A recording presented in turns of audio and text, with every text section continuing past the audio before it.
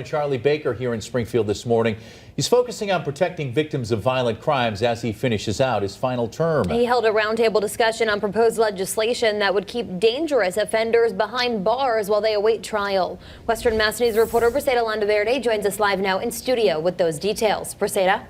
Yeah, well, Chris and Jordan, Governor Charlie Baker says the purpose of the bill would be to protect victims of violent crimes and to improve the loopholes in the judicial system that can let offenders out before their trial.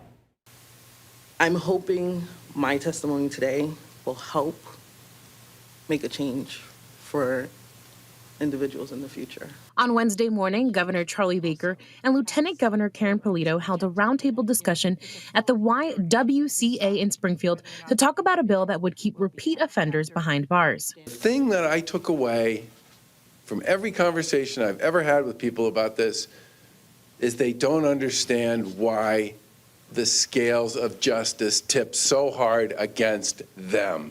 The bill would keep defendants behind bars with no bail from dangerousness hearings until their trials. Right now, they are only held from 90 to 180 days. But the court system's never going to process this case in 90 days.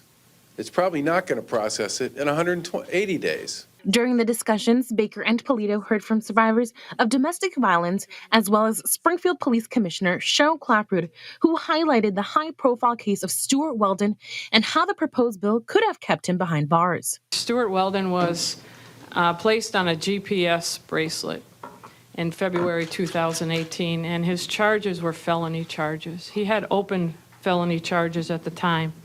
In defiance of the GPS bracelet, he cut it off on the courthouse steps and left it there. Commissioner Clapprood says Weldon was not seen again until May of 2019. Where we had a traffic stop and we discovered a woman in Stuart Weldon's vehicle who was being held against her will. After a further investigation, it was determined Weldon had committed several violent crimes from the time he cut off his GPS monitoring device. We found women's bodies buried in his home.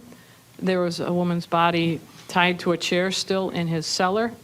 And since his arrest, we have on file over 20 women who were sexually assaulted between the time he cut off that bracelet and he was discovered. Now coming up at 6, we hear from a victim who shared her heart-wrenching story with the governor today, and we're getting answers from a local state lawmaker on where the governor's bills stands during the current legislative session. For now, live in studio, Preseda Landaverde, Western Mass News.